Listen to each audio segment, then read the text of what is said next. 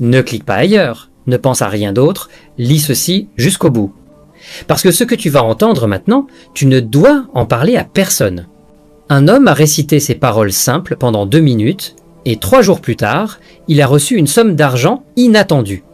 Personne ne comprend encore comment, lui-même n'en revient toujours pas.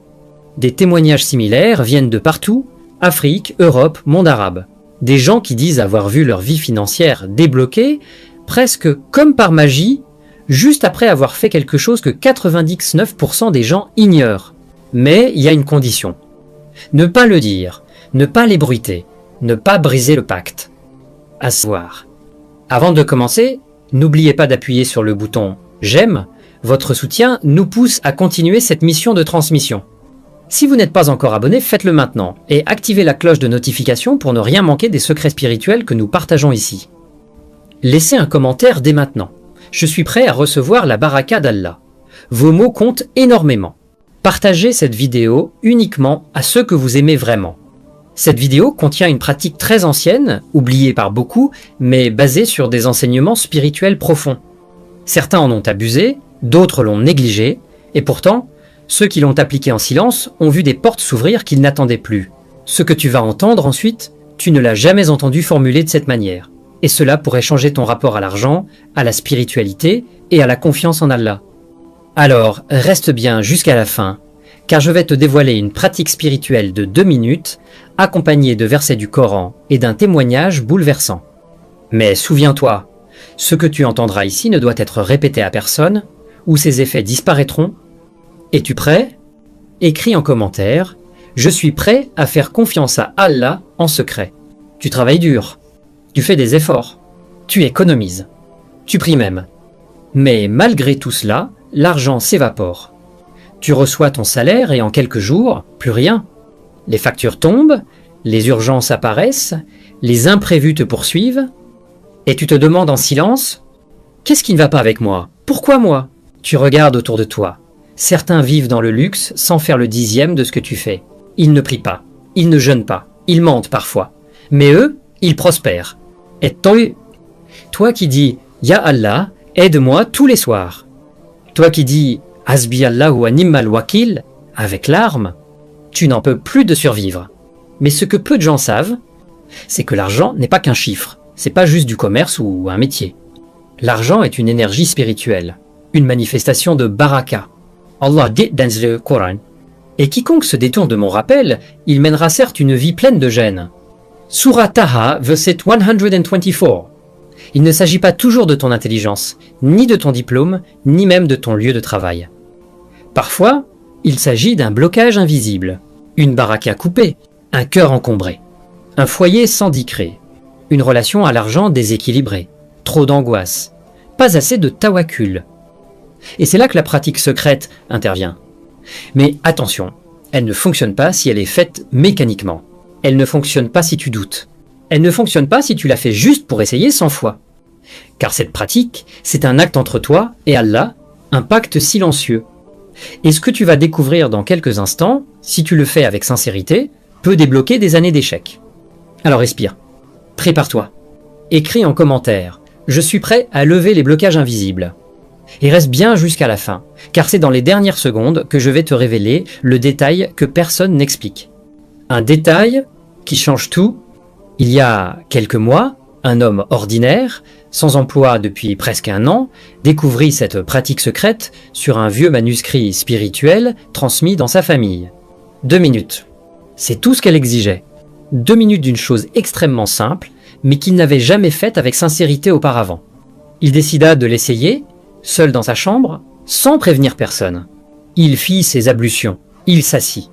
Et dans un silence presque sacré, il répéta cette invocation que son arrière-grand-père lui avait confiée. Ce n'était pas une formule magique, ce n'était pas une recette miracle. C'était un retour sincère à Allah en appelant l'un de ses noms les plus puissants, à Razak, le pourvoyeur suprême. Le lendemain, rien. Le surlendemain, encore rien. Mais le 3e jour, un ami lointain qu'il n'avait pas vu depuis des années l'appela pour lui proposer une opportunité de travail, mieux payée que tout ce qu'il avait connu.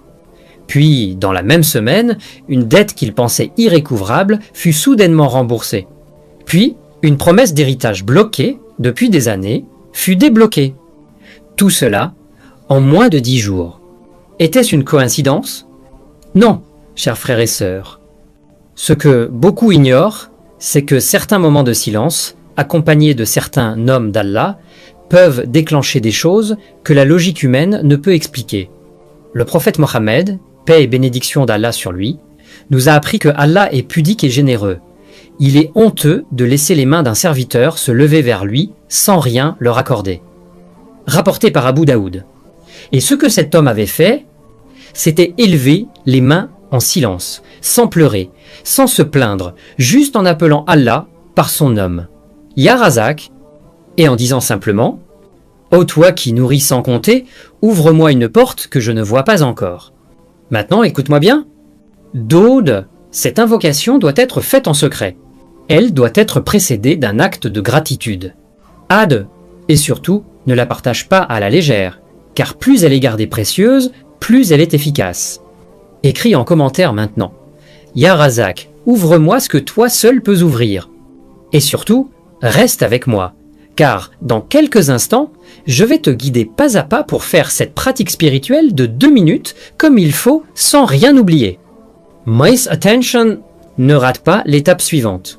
C'est là que tout commence. Maintenant, prépare-toi. Car ce que tu vas apprendre ici, tu ne dois pas simplement l'écouter, tu dois le vivre.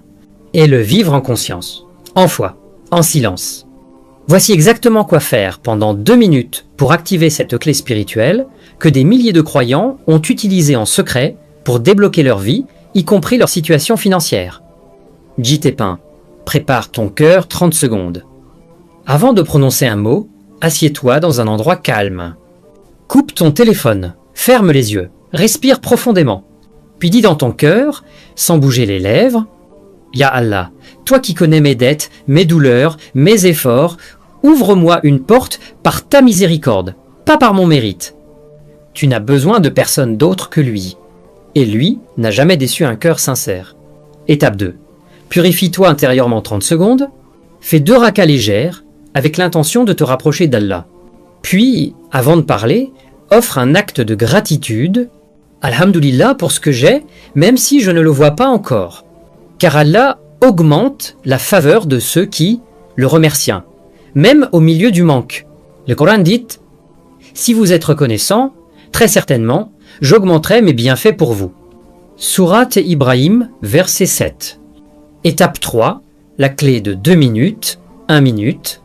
Assieds-toi, pose ta main droite sur ta poitrine et répète 7 fois avec ton cœur, pas ta bouche, Ya Razak, Ya Fatah, Ya Karim. Ô toi le pourvoyeur, celui qui ouvre, le généreux. Ensuite, reste silencieux pendant 30 secondes.